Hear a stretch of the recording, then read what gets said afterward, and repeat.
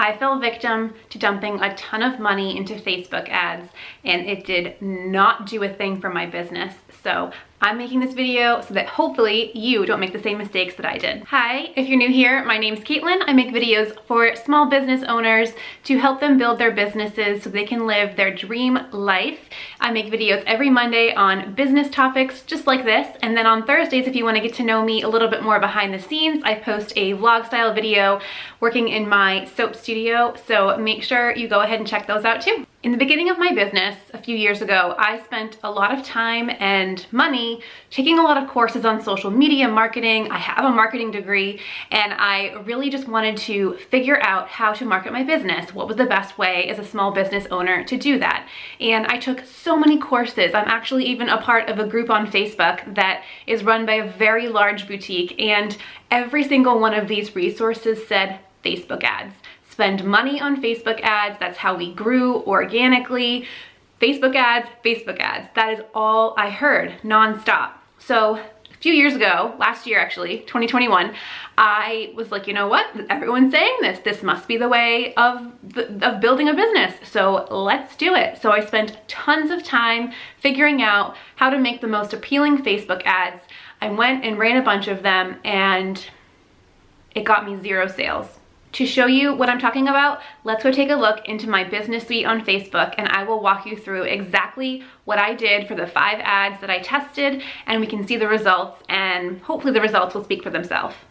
We are in my business suite for my company Fiorella Soapery, and these are the 5 ads that I spent money on in 2021 in a relatively close time period in the spring last year. And I definitely tried to vary them as far as look and how many images I had. I'm not going to go into every single one here, but just trust that I definitely did research and tried to create them to be different. And I did different verbiage and things like that, and different target markets, all that. So we're working with the 5 ads here. I'm going to scroll over, and you can see here what the results were. Now, this is the one thing I have an issue with. It does link to your website, but it basically takes credit for every single sale that you had on that day or during the time period. And so this is saying this ad got me 5 sales, but when I went back and looked at it, that is not the case. They were actually 5 sales from repeat customers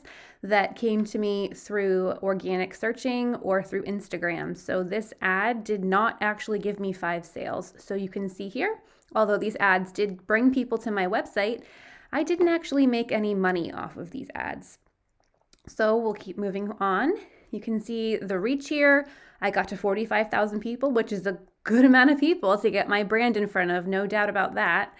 But you can finally see over here, I invested over $400 into these Facebook ads. And the fact that I spent that kind of money and didn't get a sale from it is quite concerning as a small business owner. It did bring 1,000 people to my website, and eventually maybe those people did become customers. I know there's a lot of information out there that someone needs to be exposed to your brand multiple times before they buy. However, I just felt like for the amount of money here to not result in any sales from these 5 ads for trying a few times really just turned me away from this entire process. So I hope that a little glimpse into my business here is helpful for you. So if that glimpse into my business suite with the ads that I ran and the $400 that I will never see again didn't convince you, let's talk about some of the recent news. A few days ago, Facebook announced that with the new privacy settings being rolled out by Apple in the iOS operating system, that they are going to see a possible $10 billion decrease in ad revenue.